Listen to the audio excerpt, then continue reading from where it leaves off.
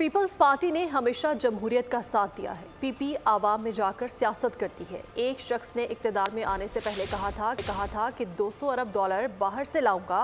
اس نے 3.5 سال میں 4700 ارب روپے کے قرضے لیے۔ رہنما پیپلز پارٹی خورشید شاہ کہتے ہیں میں ملک سے نہیں بھاگا، گرفتاری دی کیونکہ اگر لیڈر ہی بھاگ جائے گا تو عوام کا کیا بنے گا؟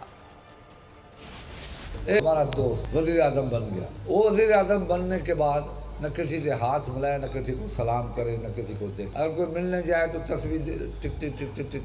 تسلیم ہاتھ نہ دے۔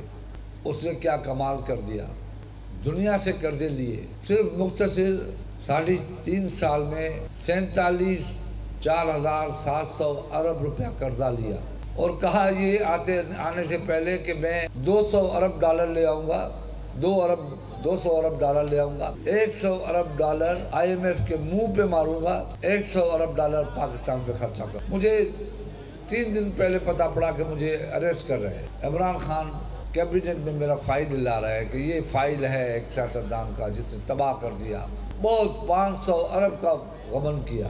تو مجھے کیبنٹ کے ایک وزیر نے آ کے بتایا کہ خدا کے واسطے شاہ صاحب چلے جاؤ۔ میں نے کہا پہلے چلا جاتا، اب تو مر کے بھی نہیں جاؤں گا، اب تو گھومنے بھی نہیں جاؤں گا۔